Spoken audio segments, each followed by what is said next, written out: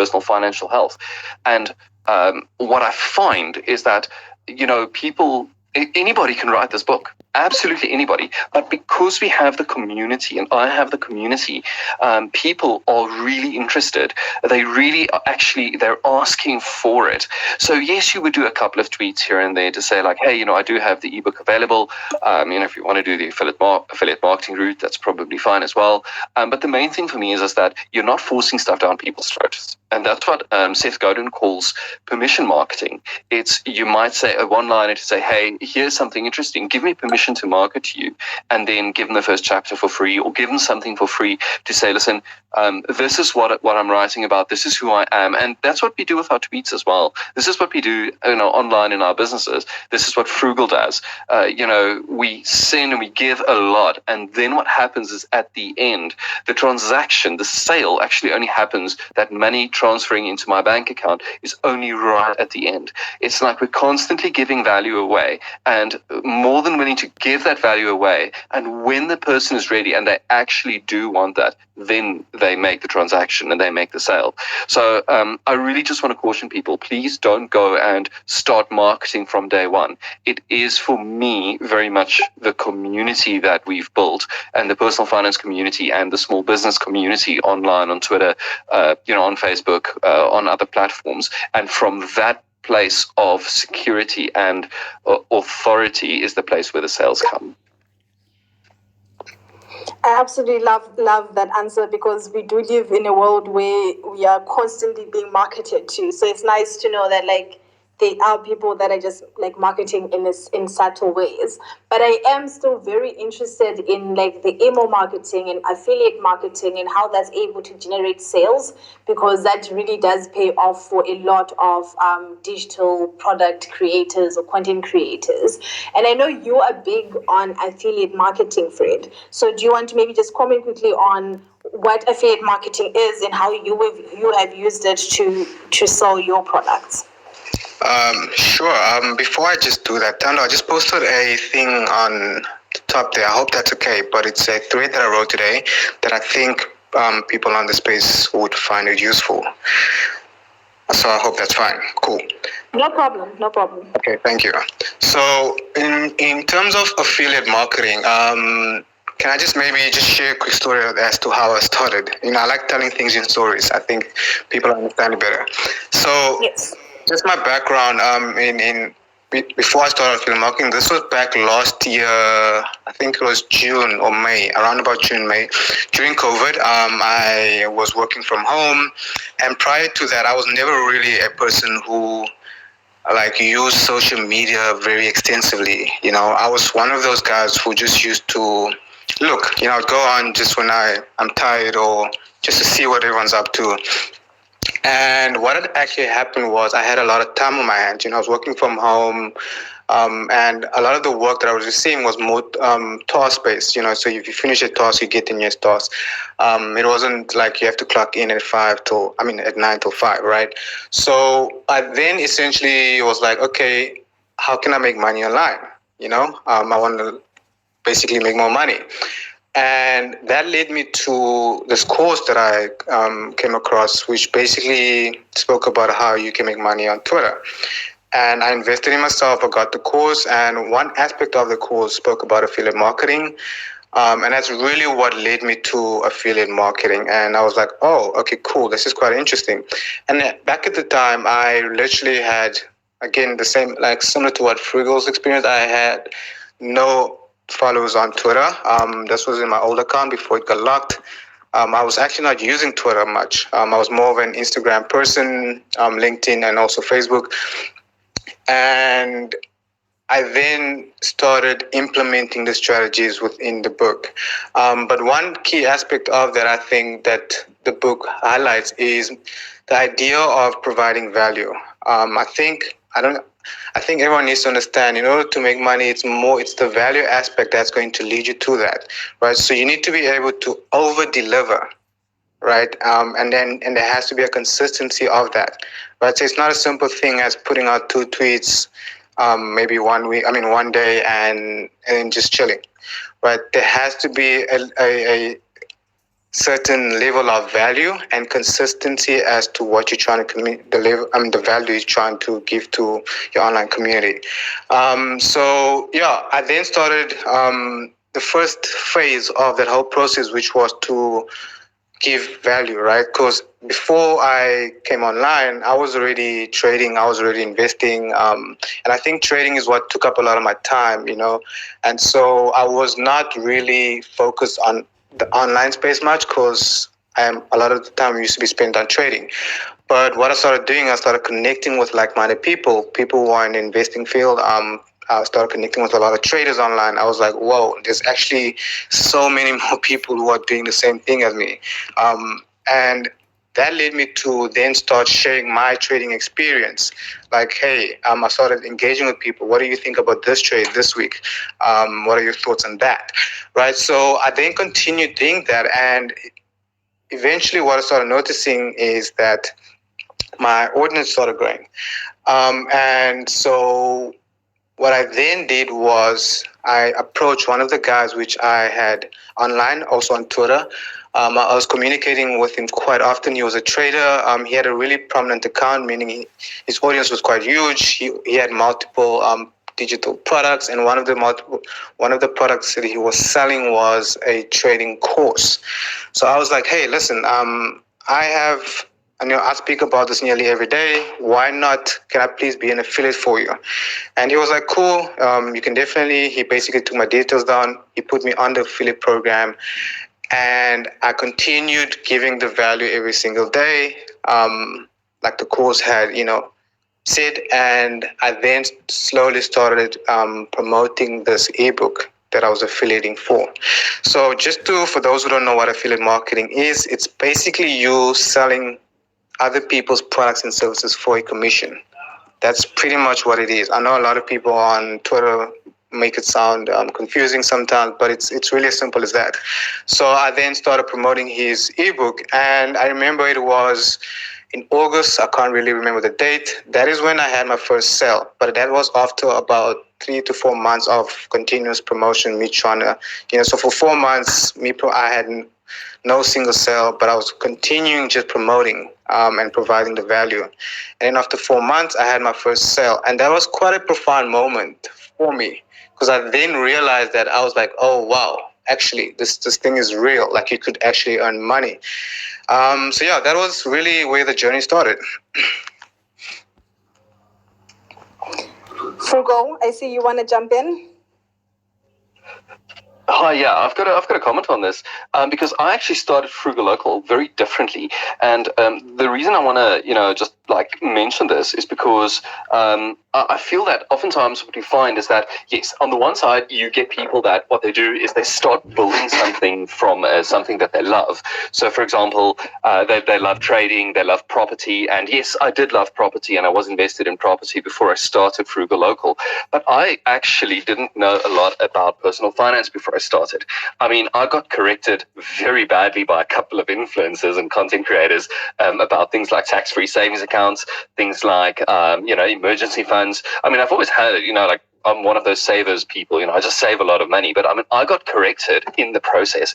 And I think that the big thing for me was that I didn't really know a lot about, these things. Yes, I've always had like little hustles and things, but I haven't actually written anything about it, or I didn't really know that much when I started out in the state of personal finance. But what I find, and I've watched a couple of videos, especially when it comes to things like, for example, if you're an influencer in the software development sphere, or whatever the field is that you're in, what happens is that a lot of times you really don't know a lot when you start off. And what happens is you start building, you start writing content, you start creating things. And as you create things, you learn about what it is that the people want, what it is that makes them tick, what it is that they love. And that is a process for me. And oftentimes what we want is we want the stuff to be perfect. We want our hustle to be perfect online. We want the community to be perfect online.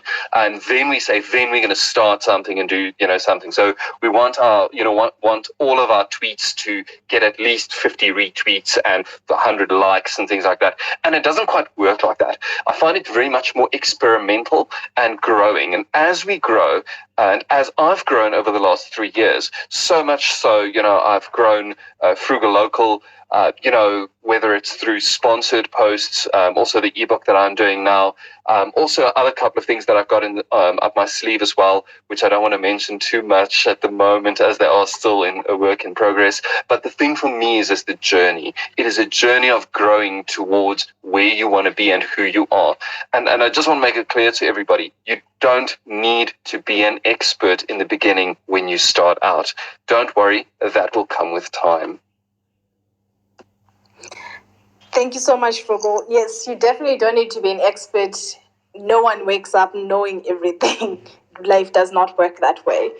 Fred, I actually didn't catch the name of the book you mentioned. Do you mind repeating it for everyone? Sorry, which ebook? The book that you read on affiliate marketing. Oh, okay. So that book was by the handle is, I think, is affiliate with Mac. I'll share the handle shortly with everyone. And he's basically the ebook was earn a full-time income with affiliate marketing. And that's where I came across last year. I think it was May and June. Yeah.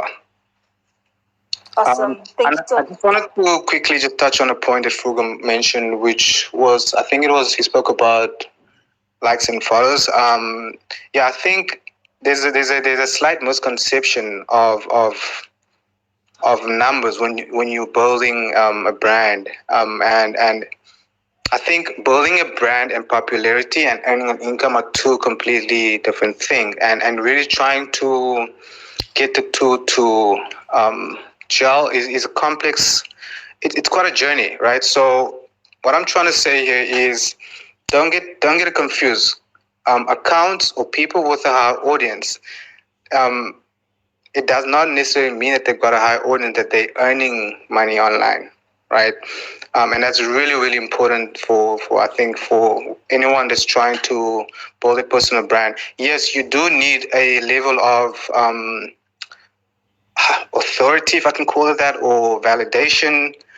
But even so, if you continuously put value and you find a way to translate your story, I think that is really what's really important at the end of the day. And I'm saying this because when I started my account, I think it was back in December last year, in January, I had a really low amount of followers, but I was earning quite a lot. And I think I remember I was earning way more than I was earning in my 9 to 5, which led me to leave the company because I really didn't like the environment there.